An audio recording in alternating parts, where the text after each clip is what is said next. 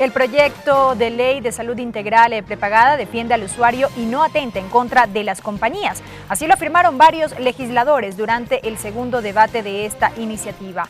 También se precisó que la norma apunta a la ampliación de los derechos de los ciudadanos, como la no discriminación, pues se determinan mecanismos para que los usuarios puedan contar con información clara sobre los servicios que contratan. ¿Qué elementos adicionales recoge este proyecto de ley? Lo indagamos en nuestra primera entrevista de hoy. Pamela Falconi, odontóloga, ex asambleísta constituyente, asambleísta de Alianza País por los Ríos, integrante de la Comisión de Biodiversidad.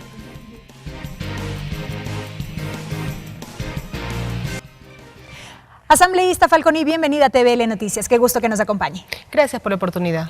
Asambleísta, bueno, hemos visto en el curso de hoy un debate intenso alrededor de este proyecto de ley de iniciativa suya. Fue presentado en 2014. Un poco una lectura general de lo que ha sido esta discusión hoy. Bueno, sí, importante decirle a los ciudadanos que luego de la discusión que tuvo la asamblea anterior sobre la ley de discapacidades, ubicamos ciertas necesidades de la clase media ecuatoriana que tenían una persona con discapacidad en su seno familiar. Nos decían que cuando ellos querían contratar medicina prepagada, no lo podían hacer porque las empresas les negaban las coberturas, porque les consideraban de doble siniestralidad o le ponían montos tan grandes, o sea, impagables, y simplemente hacían acciones de discriminación no solamente a la persona con discapacidad, sino a su misma familia. En virtud de eso comenzamos a investigar y nos encontramos que la ley vigente del año de 1998, aparte que era una ley que solo beneficia a las empresas, también esa ley no tenía reglamento, entonces no era aplicable. Revisando con detenimiento el artículo 15 de esta ley, lo mismo el 16, contempla que los usuarios de las empresas de medicina prepagada, cuando querían hacer un reclamo, solo podían hacerlo a la misma empresa. Tenían todas las de perder allí. Así es decir, que ya la empresa que había negado una cobertura, que había negado el desembolso de un recurso, de una atención, era el único mecanismo que tenía el usuario. Y el artículo 16, en cambio, decía que los planes, programas y contratos que las personas tenían a su haber, que firmaban, eran revisados por las direcciones provinciales de salud del país. Esto nunca se dio porque no hay capacidad ni operativa ni tampoco con conocimientos técnicos en las direcciones provinciales para revisar planes que no solamente tienen que ir el detalle de los beneficios, sino los montos, tablas probabilísticas, cuestiones muy de detalle que no solamente maneja el Ministerio de Salud Pública, sino el mismo INEC, no lo hacían en las provincias. Entonces eran planes, programas y coberturas que no eran revisados por la Autoridad Sanitaria Nacional. Luego veíamos que el ciudadano, cuando quería generar un reclamo, se quedaba sin autoridad competente para hacerlo. En virtud de eso, construimos un proyecto de ley que presentamos en marzo del 2014, donde tenía enfoques claros. Por ejemplo, el objeto social. ¿Y por qué el objeto social es básico en esta ley? Porque nosotros, referenciando, haciendo una lectura a nivel de otros países de ley de medicina prepagada, encontramos que, por ejemplo, en Colombia, al no tener claridad en lo que corresponde al objeto social, estas empresas que deberían dedicarse a salud exclusivamente al tema de salud, Exactamente, comenzaron a invertir en inversión, por ejemplo, en temas de fútbol, en contratos de vivienda, se pusieron a construir infraestructura campestre, pero no veían un solo objeto, y estos recursos fueron mal utilizados y estas empresas quebraron. El caso de Salucor.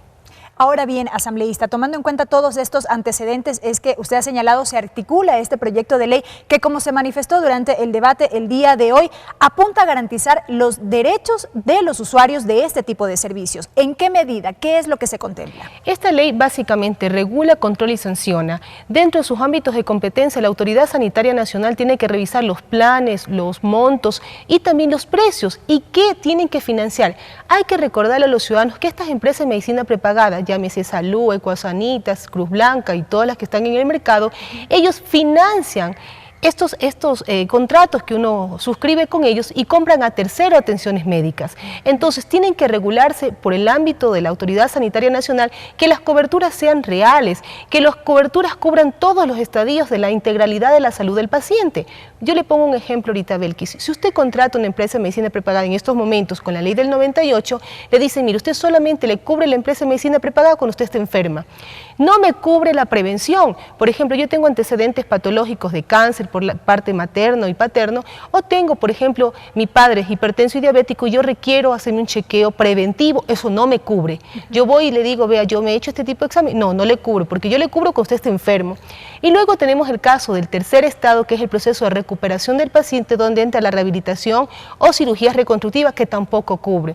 Esta ley que le dice a la Autoridad Sanitaria Nacional regule que los planes cubran las 3 etapas de atención al paciente, regule los planes y contratos, regule los precios, y cuando el ciudadano tenga un reclamo en el orden de la salud, sea la Autoridad Nacional de Salud la que dirime, pero con base a sustentos técnicos. Y algo adicional, que la Autoridad Sanitaria Nacional revise pues si los contratos y con las contrataciones a terceros sean eficientes. No vaya a ser que los planes que uno suscribe, luego va y se atiende, no estén los médicos calificados, no sean protocolos de atención que estén legalizados por el Ministerio de Salud Pública, y esto deja un marco de seguridad no tanto para el usuario como para la misma Autoridad Sanitaria Nacional que regule el sector.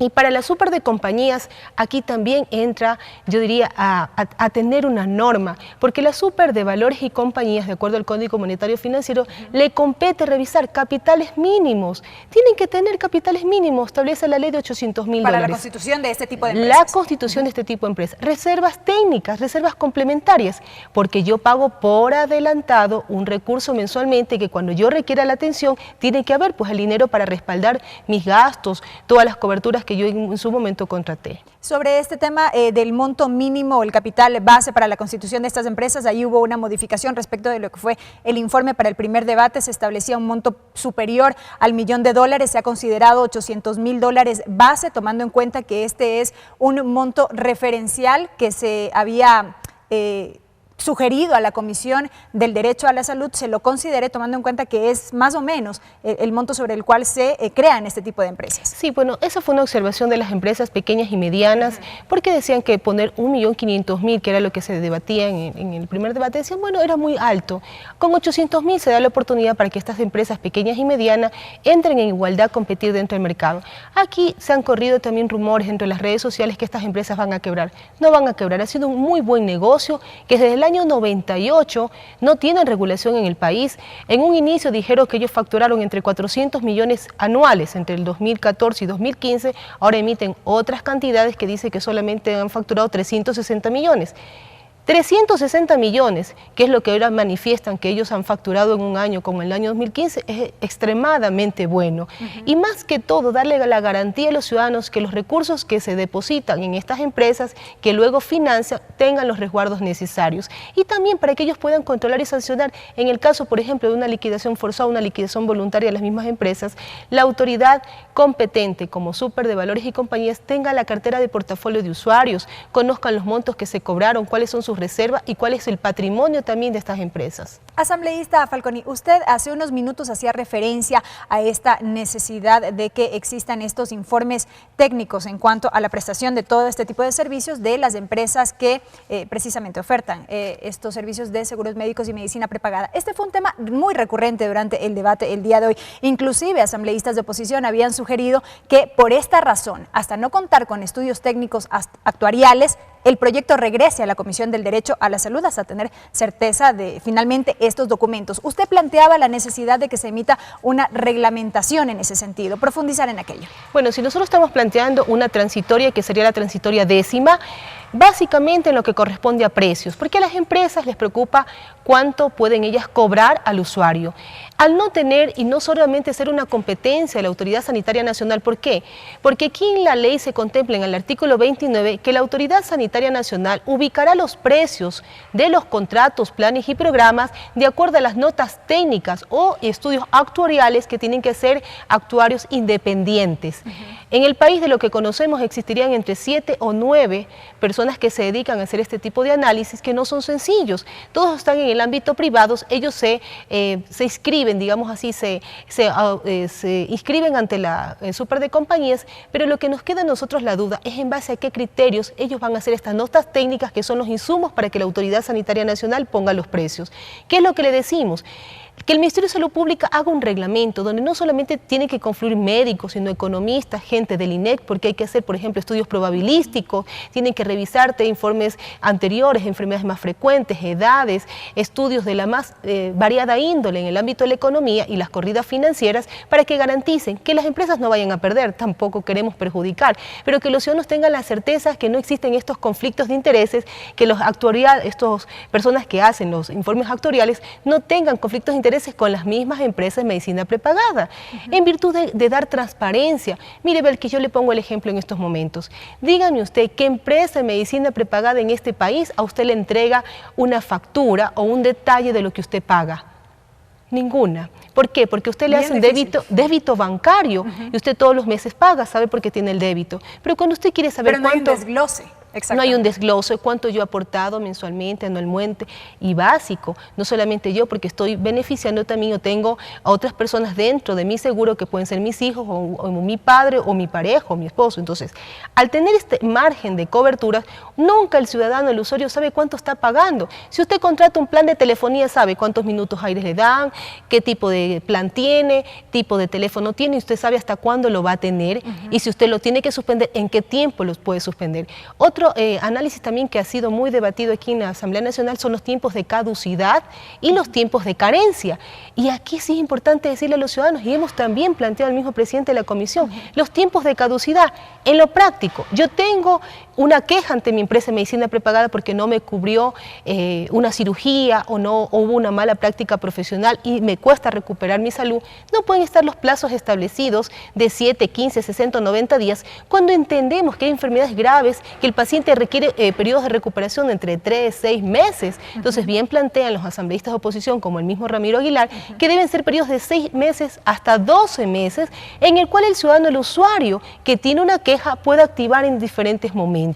En lo que tiene que ver con los periodos de carencia también que señalaba asambleísta, ahí hubo una propuesta muy interesante en el sentido de que no aplique para el caso de mujeres embarazadas o cuando la persona contratante tenga enfermedades crónicas o catastróficas. También ese fue un tema que llamó la atención durante el debate. Sí, el asambleísta Mauro Ondino bien planteó que los tiempos de carencia, si usted compra en estos momentos un seguro para su vehículo, al momento que usted suscribe la póliza, tiene la cobertura, ¿verdad? No es que usted guarde el carro, espera 3 meses que se active su póliza para poder salir a conducir. Sin problema. Sin problema. Acá tiene que operar de la misma manera. Una vez que yo suscribo un contrato de medicina prepagada o una póliza de seguros que cubran la atención médica, tiene que activarse los servicios. Yo tengo que en ese momento me puedo ir a atender, si necesito exámenes médicos, una consulta o una cirugía, lo que yo requiera, porque esa es la oportunidad que tiene el ciudadano porque está pagando. Y aquí también vale recalcar que este concepto integral y que estas empresas de medicinas prepagadas sean parte de la red pública de salud, también le da la garantía a los ciudadanos en la orden de prelación de pagos. Por ejemplo, yo tengo en estos momentos 3 tipos de cobertura. Tengo contratado una empresa de medicina prepagada, estoy afiliada a la Seguridad Social, pero también tengo acceso a un hospital de primer orden como el Hospital Eugenio Espejo. Al momento que yo tengo una enfermedad catastrófica o necesito, por ejemplo, un trasplante de órganos, que es lo que desean aquí, que son los costos más amplios, primero tiene que entrar a pagar mi medicina prepagada. Primero cubrir porque yo he contratado algo distinto, una subespecialidad o una medicina especializada para atenderme. Luego entra el Seguro Social y por último entra la República. Pero hay casos que hemos visto que van personas y se atienden en hospitales privados, pero dice, ¿sabe qué? Señor Estado, pague. El Estado viene y le paga al privado, pero nunca hay desembolso. Cuando se dan cuenta que esa persona tiene contratada una medicina prepagada, tiene que devolver la plata al Estado, porque el Estado sí compra medicina a privados o hace cruce de cuenta con sin fines de lucro como Solca. Este sistema de la red integral de salud lo que protege es al ciudadano que nunca deje de tener cobertura. Actualmente, dice la empresa de medicina prepagada, usted tiene un accidente, está 15 días en terapia intensiva, mire, hasta el día 15 le cubrimos, pasado el día 16, creo que hay que trasladar al paciente. Cuando hay riesgo vital, cuando el paciente puede fallecer por transferencia o por la no atención, ahí no puede cortarse la atención. Las empresas tienen que asumir de manera responsable, llegar a acuerdos con las personas, con los familiares, pero nunca dejar de atender. Son principios básicos cuando se ve la integralidad de la atención. ¿Quién le dice que solamente enfermedad es tener, qué sé yo, hipertensión o diabetes o tener cáncer? Hay mucha gente que requiere, por ejemplo, el tratamiento de adicciones. o requiere tratamiento psicológico. Y todo eso no se contempla. No se contempla. Entonces, este enfoque biopsicosocial con una atención integral garantiza al usuario y rotundamente esta ley no genera costo al Estado, no aumenta burocracia, pero tampoco va a hacer quebrar a las empresas que bastante bien les ha ido. Son empresas solventes, son empresas que tienen patrimonio y son muy pocas empresas. Y son seguros que se van a seguir manteniendo porque los ciudadanos van a seguir demandando de este tipo de servicios. De lo que nosotros conocemos, hay varias tesis en universidades, hemos podido ir analizando por qué los ciudadanos de clase media a partir de la década del 90 comenzaron a invertir, porque la gente hace una inversión, dice yo pago una contingencia en el futuro, tener una emergencia que no pueda cubrir con mis ahorros. A veces dicen, no, yo tengo un carro, ni vendiendo el vehículo, ni vendiendo la casa puedo cubrir, por ejemplo, cirugías o trasplantes o tratamiento de enfermedades muy costosas como las enfermedades congénitas. Entonces, este mecanismo se activó después de la crisis financiera, donde la gente decía, de nada me sirve tener la plata guardada si no quiero invertir. Y son seguros que se mantienen, porque a veces la gente contrata un seguro de vehículos mientras lo debe al banco. Una vez que ya no lo debe al banco, le pone un dispositivo, pero quita el seguro. Los seguros familiares en el ámbito de la salud se mantienen por largo tiempo. Así es. Y algo fundamental, esta ley ya deja con claridad la no discriminación. No es discrecional, es un derecho constitucional. A mí no me pueden discriminar por tener 65 años, que es lo que sucede ahora. Ni por tener una enfermedad catastrófica. Ni por tener discapacidad. Así es. Entonces, ¿qué es lo que hace la persona que ya dice, bueno, voy a llegar a los 65 años? Yo comienzo a contratar con anterioridad una medicina prepagada. Una vez que yo cruzo los 65, no tienen por qué negarme la cobertura, ni ponerme las trabas, ni los montos. Y las preexistencias, una vez que yo las declara, pongo, señor, yo tengo una preexistencia, yo la declaro ante la autoridad, ante el mismo empresa de medicina prepagada, tienen que ubicarme qué plan me conviene, qué plan puedo pagar yo, y como bien planteó el asambleísta Luis Fernando Torres, yo puedo hasta suscribir un contrato de mayor valor porque quiero una cobertura con este tipo de especificación. Mucho más amplia, claro. Así es. Correcto, asambleísta. Ahora la expectativa se centra en lo que será ya la votación de este proyecto. El debate todavía no se ha cerrado, se esperaría la intervención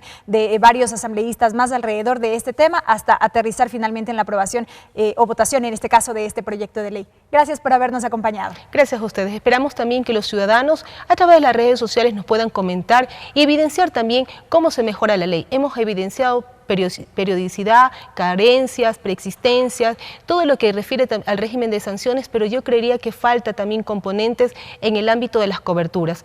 Hay el artículo 15 deja establecido más de 17 tipos de coberturas que tendrían las personas, pero siempre es importante lo que los ciudadanos nos puedan ir aportando. Por ejemplo, el manejo de adicciones.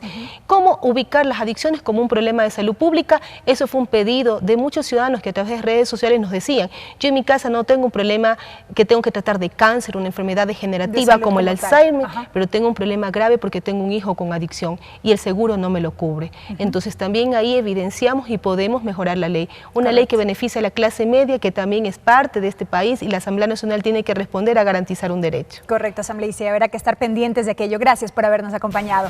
Ha sido la asambleísta Pamela Falconi, proponente de esta iniciativa, este proyecto de ley que tiene que ver con los seguros médicos y la medicina prepagada, que este jueves ha entrado ya a este segundo y definitivo debate. Resta la continuación de la sesión correspondiente previo a la votación de esta iniciativa.